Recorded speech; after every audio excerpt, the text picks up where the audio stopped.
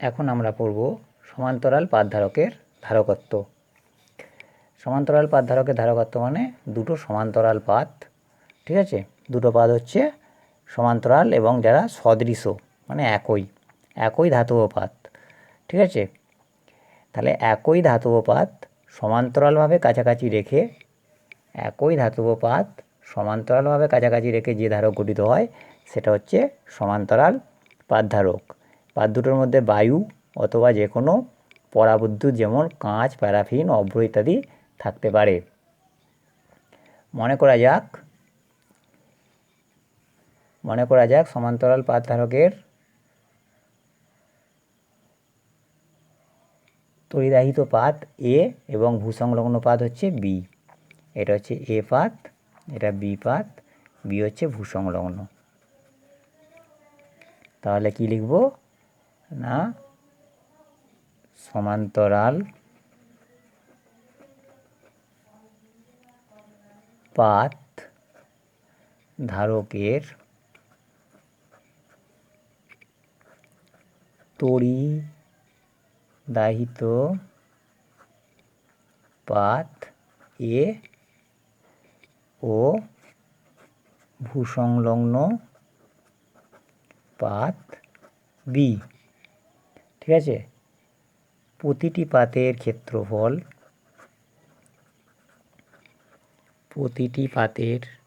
ক্ষেত্রফল সিগমা। এ পাতে আমি প্লাস কিউ তড়িদাদান দিচ্ছি, এ পাতে প্লাস কিউ তড়িদাদান দেওয়া হলো।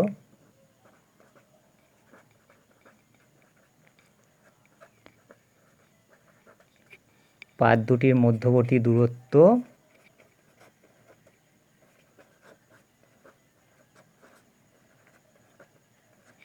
ডি। আচ্ছা দেখো, তাহলে আমি যদি এ পাতে প্লাস কিউ আধান দিই তাহলে এখানে সব প্লাস কিউ আধান আহিত হয়েছে। ভালো করে বুঝে দেখো, প্লাস কিউ আধান আহিত হয়েছে। এবারে এ পাতে যদি প্লাস কিউ আধান আহিত হয় তাহলে বি পাতের ভিতরের পৃষ্ঠে মাইনাস আধান আহিত হয়েছে এবং বাইরের পৃষ্ঠে প্লাস আধান আহিত হয়েছে, কিন্তু এই প্লাস আধানগুলো সব মাটিতে চলে গেছে। ভালো করে বুঝে দেখো, প্লাস আধান আহিত হয়েছে কিন্তু প্লাস আধান আহিতগুলো সব মাটিতে চলে গেছে। কেন না এটা ভূসংলগ্ন, ঠিক আছে। আর মাধ্যমের দুটোর মধ্যবর্তী পরাবৈদ্যুতিক ধ্রুবক হচ্ছে কে ধরে নাও। পাত দুটির মধ্যবর্তী পরাবৈদ্যুতিক ধ্রুবক, পাত দুটির মধ্যবর্তী পরাবৈদ্যুতিক ধ্রুবক কে, ঠিক আছে। পাত দুটির মধ্যবর্তী পরাবৈদ্যুতিক ধ্রুবক হচ্ছে কে। এ পাতে প্লাস কিউ তড়িতাধান দেয় তলমাত্রিক ঘনত্ব, আধানের তলমাত্রিক ঘনত্ব, আধানে লিখতে হবে, আধানের তলমাত্রিক ঘনত্ব সিগমা সমান কিউ বাই এ। আচ্ছা, এখানে প্রতিটি পাতের ক্ষেত্রফল এটাকে আলফা ধরে নাও, ঠিক আছে। প্রতিটি পাতের ক্ষেত্রফল আলফা ধরে নাও, ওটা সিগমা ধরার দরকার নেই। প্রতিটি পাতের ক্ষেত্রফল আলফা, আর তলমাত্রিক ঘনত্বকে আমরা সিগমা দিয়ে লিখি। তলমাত্রিক ঘনত্ব হচ্ছে সিগমা সমান কিউ বাই এ। কারণ কি না, তলমাত্রিক ঘনত্ব আমরা জানি আধান বাই ক্ষেত্রফল, ঠিক আছে। আধান বাই ক্ষেত্রফল, তাহলে কিউ বাই এ হবে না, কিউ বাই আলফা হবে, তাই তো। আধানের তলমাত্রিক ঘনত্ব সিগমা সমান কিউ বাই আলফা। যেহেতু পাতের ক্ষেত্রফল আলফা ধরেছো তাহলে কিউ বাই আলফা, আর এ ধরলে এ লিখতে, কিউ বাই এ, যা ইচ্ছা ধরতে পারো তুমি। এবারে পাত দুটির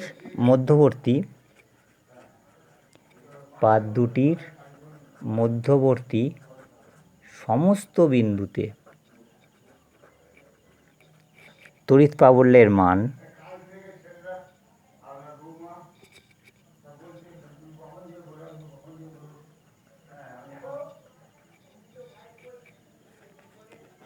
পাত দুটির মধ্যবর্তী সমস্ত বিন্দুতে তড়িৎ প্রাবল্যের মান ই সমান, আমরা কুলম্বের উপপাদ্য থেকে পড়েছিলাম, ই সমান 4 pi sigma by K CGS পদ্ধতিতে, আর এসআই পদ্ধতিতে ছিল ই সমান সিগমা বাই কে এপসাইলন 0। এটা এসআই পদ্ধতিতে। এখন আমরা সিজিএস পদ্ধতিতে করছি। এটা আমরা কোথায় পাবো না কুলম্বের উপপাদ্যে পাবো। 37 পৃষ্ঠায় আছে, ছায়াপ্রকাশনীর বইয়ে দেখে নাও। ছায়াপ্রকাশনীর বইয়ে 37 পৃষ্ঠায় কুলম্বের উপপাদ্যটা একটু দেখে নাও। কুলম্বের সূত্র নয় কিন্তু, কুলম্বের উপপাদ্য। ই সমান 4 পাই সিগমা বাই কে তড়িৎ প্রাবল্যের মান। এখন সিগমার মান এবারে আমরা যেটা জানবো সেটা হচ্ছে পাত দুটির মধ্যে বিভব প্রভেদ যদি ভি হয়, তাহলে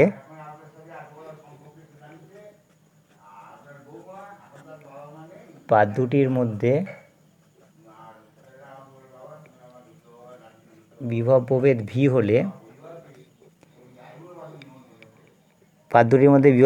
হলে একক ধনাত্মক আধানকে বিপাত থেকে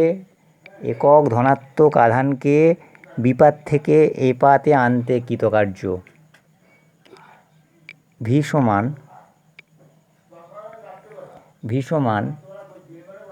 একক ধনাত্মক আধানকে বিপাত থেকে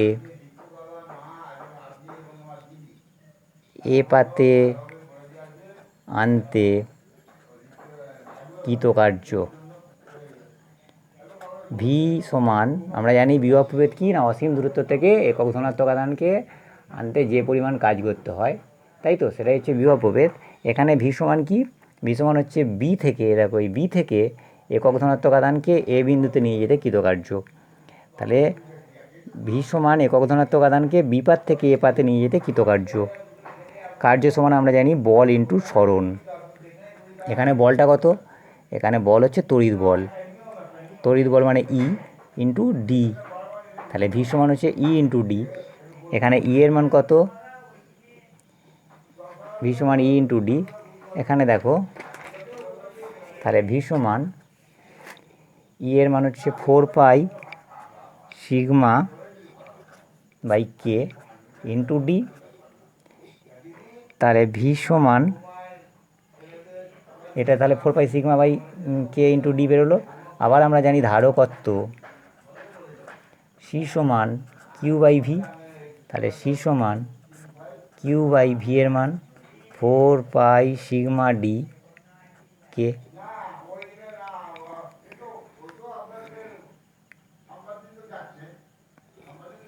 Q K by 4 pi sigma D. আবার দেখো, আমরা দেখেছি সিগমা সমান কিউ বাই আলফা, তাহলে কিউ সমান সিগমা আলফা, তাই তো, কিউ সমান তাহলে সিগমা আলফা এখানে বসিয়ে দাও। সি সমান sigma into alpha into K by 4 pi sigma D. Sigma কেটে গেল, তাহলে K alpha by 4 pi D. C সমান, এবারে যদি বায়ু মাধ্যম হয় তাহলে কে সমান 1, বায়ু হলে কে সমান 1, তাহলে সি সমান হবে কে বাই 4 পাই ডি। এটা হচ্ছে সমান্তরাল পাতধারকের ধারকত্বের রাশিমালা। তো যদি এসআই পদ্ধতিতে বের করতে দেয় তোমাকে, ধরো পরীক্ষাতে এসআই পদ্ধতিতে বের করতে দিল, তাহলে এই যে লেখাটা প্রথমে যা লেখা ছিল সিগমা সমান কিউ বাই আলফা, যা লেখা ছিল একদম এখান পর্যন্ত তোমাকে লিখতে হবে। সবই লেখার পরে তুমি খালি এখানটায় পাত দুটির মধ্যবর্তী সমস্ত বিন্দুতে তড়িৎ প্রাবল্যের মান, এই জায়গাটা খালি চেঞ্জ করে দাও, ই সমান সিগমা বাই কে এপসাইলন 0 এখান থেকে ব্যবহার করতে হবে। তাহলে আমি আরেকবার করে দিচ্ছি, এখান পর্যন্ত যা লেখা লিখবে, লেখার পরে লিখবে পাত দুটির মধ্যে তড়িৎ প্রাবল্য ই সমান sigma by K epsilon 0, sigma by K epsilon 0। V সমান একই লেখা, ভি সমান কি না একক ধনাত্মক আধানকে বিপাত থেকে এপাতে আনতে কৃতকার্য। একক আমি আর লিখছি না, একক ধনাত্মক আধানকে বি থেকে এতে আনতে কৃতকার্য। তাহলে ভি সমান ই ইন্টু ডি, ই এর মান sigma by K epsilon 0 into D, আবার সিগমার মান এটা যে ভি বেরোলো, তাহলে সি সমান আবার জানি আমরা কিউ বাই ভি, সি সমান কিউ বাই ভি। তাহলে সি সমান কিউ এর মান, কোথায় পেয়েছি আমরা? কিউ এর মান আমরা দেখো 1 নম্বর সমীকরণে পেয়েছিলাম, এখানে পেয়েছিলাম সি সমান হচ্ছে এই কিউ সমান সিগমা ইন্টু আলফা, কিউ সমান পেয়েছিলাম সিগমা ইন্টু আলফাটা 1 নম্বর সমীকরণ দাগ দিয়ে রাখাই ভালো। হ্যাঁ, কিউ সমান সিগমা ইন্টু আলফা এখানটা বসিয়ে দাও, কিউ সমান সিগমা ইন্টু আলফা, কিউ সমান sigma into alpha into D by K epsilon 0।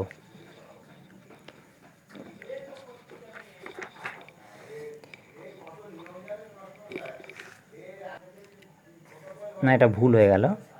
আমরা কিউ সমান কী পেয়েছি 1 নম্বর সমীকরণে? কিউ সমান পেয়েছি 1 নম্বর সমীকরণে কিউ সমান পেয়েছি সিগমা ইন্টু আলফা, আবার সি সমান আমরা পেলাম কিউ বাই ভি। তাহলে সি সমান কিউ এর মান হচ্ছে সিগমা আলফা ইন্টু ভি এর মান পেয়েছি sigma D by K epsilon 0। দেখো ভি এর মান পেয়েছি sigma D by K epsilon 0, V এর মান পেয়েছি sigma D by K epsilon 0। তাহলে sigma alpha by sigma D into K epsilon 0। তাহলে সি এর মান পেলাম K alpha epsilon 0 by D, K alpha epsilon 0 by D.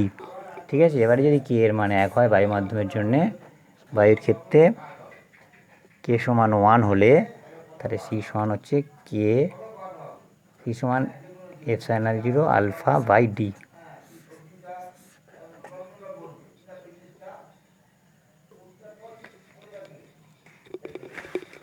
মিশ্র পরাবিদ্যুৎযুক্ত সমান্তরাল পাত ধারকের ধারকত্র। মিশ্র পরাবিদ্যুৎযুক্ত দুটো পরাবিদ্যুতের মাধ্যম নিতে হবে। এটা হচ্ছে ধরে নাও K1 আর এটা K2, দুটো পরাবিদ্যুৎ ধ্রুবক K1 আর K2, এদের মধ্যে পার্থক্য হচ্ছে D। ঠিক আছে, এ পাতে প্লাস কিউ আধান দেওয়া হয়েছে আর বি পাতটা হচ্ছে মাটির সঙ্গে যুক্ত করে দেওয়া হয়েছে।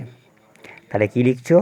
এ এবং বি সমান্তরাল পাত, এ তড়িদায়িত এবং বি ভূসংলগ্ন। এ ও বি সমান্তরাল পাত, এ তড়িদাহিত ও বি ভূসংলগ্ন। ঠিক আছে, ধরা যাক প্রতিটি পাতের ক্ষেত্রফলে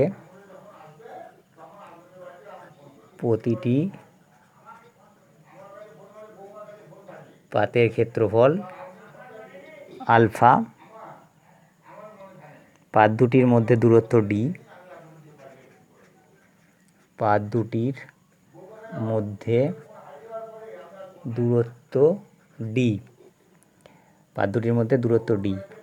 এই এ পাত আর এটা বি পাত। এটা কিন্তু একটা মাধ্যমের জন্য আমি আলাদা দিয়ে দেখিয়েছি।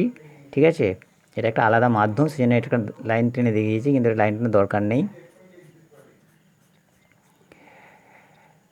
ঠিক আছে, এটা হচ্ছে এ পাত, এটা বি পাতটা ভূসংলগ্ন।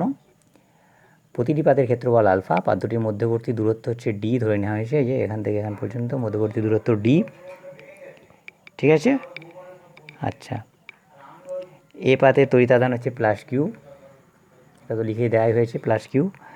তাহলে পাতটির আধানের তলমাত্রিক ঘনত্ব, পাতটির ঠিক আগের মতোই, কোনো কঠিন কিছু নেই, আধানের তলমাত্রিক ঘনত্ব সিগমা সমান কিউ বাই আলফা।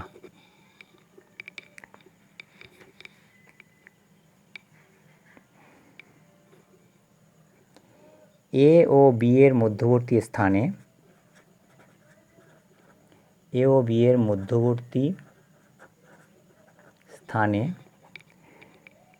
টি বেধ এবং K2 টি বেধ, এটা হচ্ছে টি বেধ, এটা হচ্ছে টি বেধ এবং K2 তড়িৎভেদ্য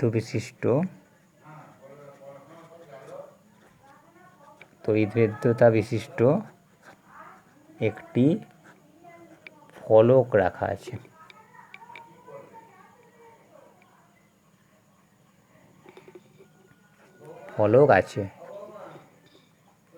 তাহলে এইটা কত হবে? এটা যদি টি হয় এটা হচ্ছে ডি মাইনাস টি হবে অবশ্যই, এটা টি হলে এটা ডি মাইনাস টি হবে।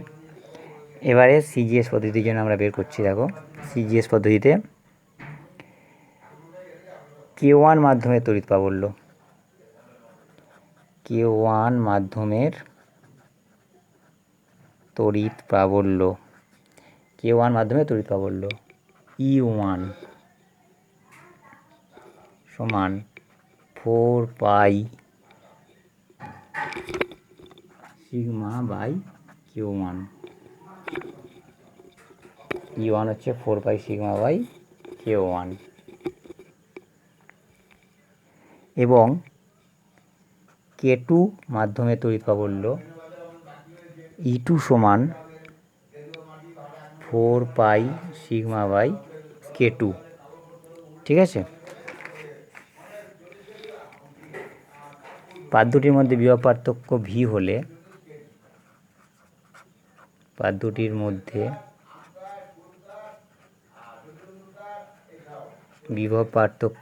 হলে ভি সমান ইডি, আমরা জানি ভি সমান ই ইন্টু ডি। তাহলে ইউ ওয়ানের জন্য কত হচ্ছে দেখো, ইউ1 এর জন্য ডি মাইনাস টি আর E2 জন্য হচ্ছে টি। তাহলে E1 into D minus T plus E2 into T. এবারে ভি সমান E1 এর মান 4 pi sigma by K1 to D minus T plus 4 pi sigma by K2 into T.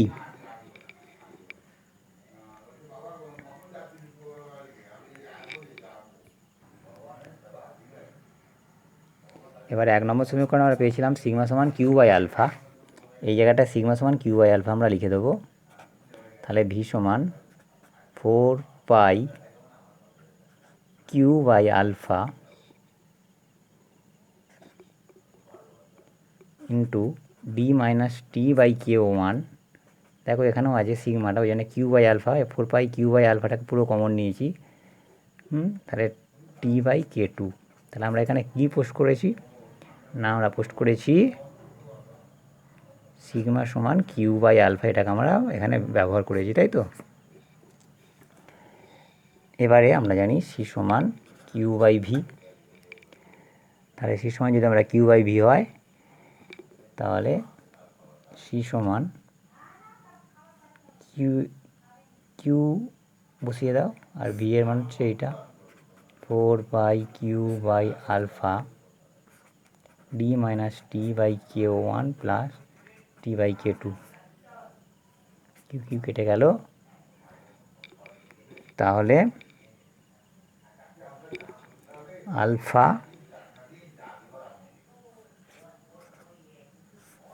By 4 pi D minus T by K1 plus T by K2, এটাই হচ্ছে ধারকত্বের রাশিমালা। এবারে যদি তোমাকে বলে দেয় কোনো একটা বায়ু মাধ্যম আছে, যে K1টা বায়ু মাধ্যম, তাহলে তুমি K1-এর জায়গায় 1 বসাবে। যদি বলে K2টা বায়ু মাধ্যম, তাহলে K2-র জায়গায় 1 বসাবে। যদি K1 সমান 1 হয় তাহলে সি সমান হবে alpha by 4 pi D minus T plus T by K2।